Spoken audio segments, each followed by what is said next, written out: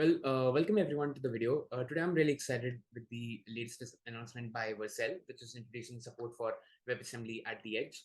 First of all, if you're not aware of what exactly is WebAssembly, it's a low-level language very similar to how assembly works, and it is usually a compilation target for high-performant programming languages such as C++ or Rust, which actually allow you to convert those functions that have been written in these programming languages into the WebAssembly bytecode that can actually run on the browser alongside JavaScript, and you're able to actually execute those functions within your applications, because there's no direct support for running C++ or Rust functions directly in the web browser. That is not supported.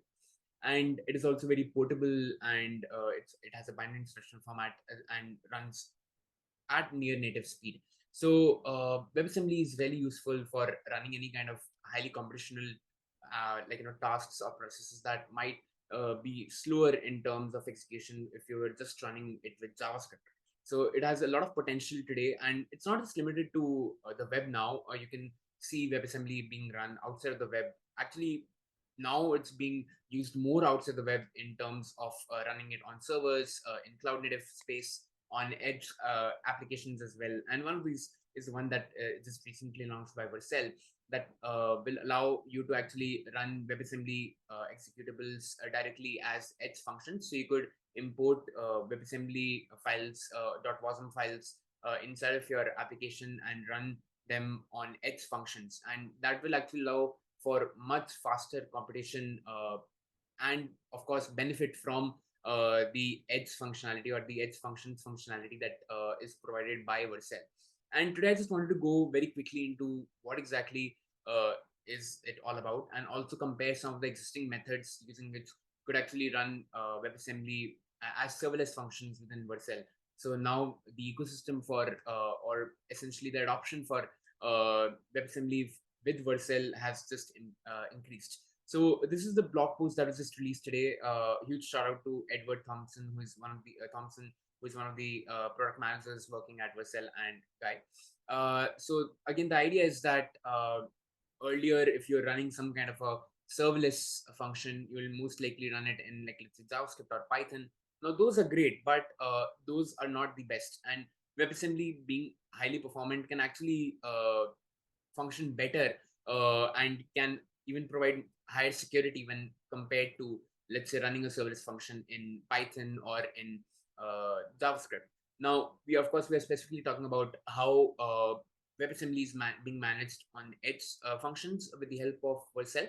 So again, the idea is that you can take any language, and if you have written a function in, like, let's say C, Rust or C++, Go, or even PHP, those can be converted into a WebAssembly executable .wasm file, and those can directly be embedded inside of edge functions. And this particular blog post kind of covers some of those aspects. And the idea is that you get much faster execution with the help of WebAssembly, again, because of the fact that you are essentially converting some really highly computational and highly performant languages into this WebAssembly bytecode, and you're running them directly with the help of within your JavaScript function as well. And that's one of the reasons why you see WebAssembly actually being better in terms of performance as compared to JavaScript. And you can very quickly go and take a look at the documentation on how to actually get started. So essentially, it's very simple. The first thing that you have to do is load your WebAssembly file into the overall repository, and then we instantiate it inside of the actual TypeScript or JavaScript function that we have created. As you can see over here, that the first thing that we're doing is we are importing the WebAssembly module, and then what we're doing is we are instantiating it the way, like, traditionally WebAssembly works is that it has kind of a streaming format. That means that as compared to, like, let's say, a JSON file that you'll have to wait for the entire JSON file to load. The way WebAssembly works is that it comes in streams of data. So as you start receiving the stream of the WebAssembly bytecode, you can actually start executing a function and not have to actually wait for the entire file to load. So this is an example. There's also a code sample provided by Vercel, and we can just quickly take a look at that. So here we have the list of all the examples provided for Edge functions, and the one that we can take a look at is this WASM Rust Hello World. Now over here you'll find first of all the WASM folder, and within this, if you go to the source file, you can see the lib.rs file, and here we are actually having a Rust function that's a simple hello world function, and this Rust function is what actually gets compiled into the WebAssembly executable, and that WebAssembly executable and is then loaded into our Edge function. If we can quickly take a look at our API, and if we take a look at wasm.ts, you can see that we're basically importing our wasm function, and then we are instantiating that over here inside of this line number 9. So then you can actually use the benefit of the performance of WebAssembly on your Edge function. And another example that has been provided by the Vercel team is performing XOR operation or XOR operation as well. So you can take a look at these. And again, what they have encouraged is to be able to actually create our own examples. So one of the ones that I'm really excited about is being able to actually implement machine learning inference on using the Edge nodes. And one of the other ways in which you can actually also utilize basically WebAssembly with Vercel is actually with the help of serverless functions.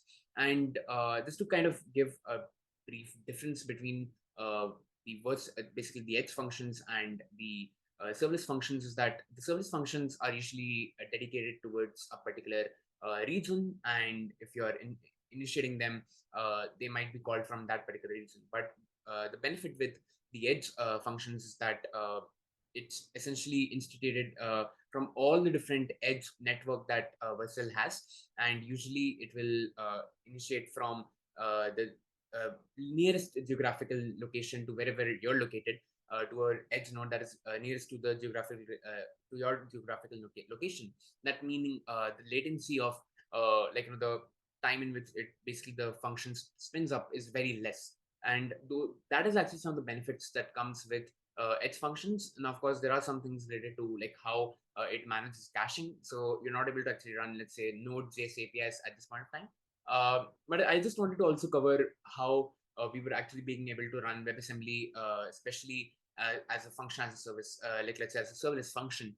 And that is where I want to cover also about WASM Edge. It's a WebAssembly runtime. It's an open source project currently incubated in the CNCF. It's the Cloud Native Computing Foundation. So the idea is that if we are currently using, let's say, some kind of a serverless function being written in Python and JavaScript, those are good, but those are not the best solution. For specific use cases, WebAssembly can actually perform better as compared to, let's say, Python or JavaScript, especially if you're having a lot of highly computational tasks. And that is where this particular blog actually covers that, and it kind of showcases how you can essentially take a very similar example of taking a Rust function, then converting that into WebAssembly bytecode, and then actually invoking that WASM executable inside of your serverless function, and then being able to execute that. Again, the idea is that, let's say, if you're doing some kind of image processing, or you're actually doing something related to AI inference, you don't have to worry about doing that AI inference with the help of, let's say, JavaScript. All of that will be taken care with the help of the WASM Edge runtime, and it will be responsible for basically taking in the input and then actually setting out the output. So in this case, if we are, like, let's say, running an AI inference, we have created our main function in Rust, where we are actually we are running our WASM Edge TensorFlow interface that will run the inference for us, and it will present us the output with the label, and the label being the prediction label. And this gets basically converted or built from the Rust program into the WebAssembly bytecode. And then we can actually call these artifacts from the API folder. And you can see over here, this is an example for an function, serverless function, where the API hello.js essentially calls or loads our WASM runtime. It starts the compiled WebAssembly program that has been there in WASM, and then it will pass the uploaded image data, and it will return the classified data, or essentially the classification that has been done by the WASM edge or by the WebAssembly runtime, and it will be able to render that. So an example for one thing that I forgot to showcase was the example for let's say the Zor example that is actually deployed over here. So you can see over here, if I very quickly actually open up the console, and if I just run this very quickly, you can see over here, or actually the network, you can see over here, if I just run this very quickly, you can see over here the payload, and essentially again the main idea is that this is happening with the help of the WASM bytecode, that, or the WASM executable that is getting generated. Now, another example for the one that specifically is dealing with, let's say, the being able to actually run WebAssembly as a serverless function is over here. So we can quickly take a look at the live demonstration for this. So if we take a look at the live demo for image processing, so let's say we take an image and we go ahead and download that. And if we run WebAssembly, this is to basically grayscale the image. As you can see, that it very quickly actually does that. And again, the idea is that over here in this case, we are actually running a serverless function as compared to a edge function. But the good thing is that with this example, you can see that the overall footprint for being able to actually run WebAssembly to power up our applications has just increased from now supporting both serverless functions and also supporting edge functions as well. So I'll definitely recommend to all of you to give this particular article a read. And of course, now we have the support for WebAssembly on edge functions as well. I'll definitely recommend you to give this particular thread written by Edward, who is the PM for actually one of the main folks behind is, making this possible.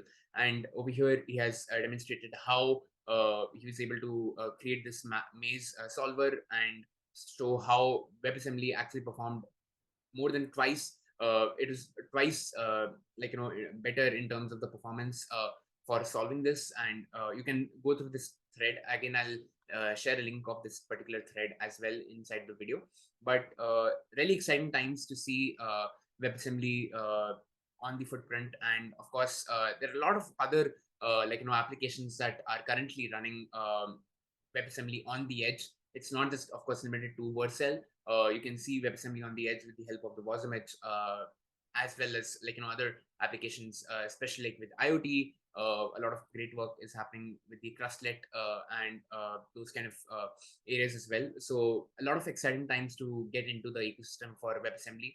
And again, the WebAssembly ecosystem is now not just limited to web, right? It's a lot more than that. And in case if you're actually interested to also see the serverless implementation, I recently presented a talk with Rashid at Kubernetes Cloud Kubernetes Community Days at Africa, where we basically demonstrated a new model, which is the MobileNet V2, and we deployed that with the help of Vercel. So you can actually see over here the deployment, and we will essentially, again, this is running the serverless function. So if you're interested to watch this, I'll link this particular video as well. But in the near time, I'll try to come up with some demonstrations for being able to actually do AI inference on the edge with the help of WebAssembly. And so again, I'm also really looking forward to seeing those implementations to be able to have very quick inference, very highly computational applications that require a lot of resources to be able to run successfully on the edge with little to low no latency. So with that, I'll conclude today's video. So thank you so much, and super exciting times to get into the WebAssembly ecosystem. So if you haven't already, do get into the WebAssembly ecosystem. Thank you so much.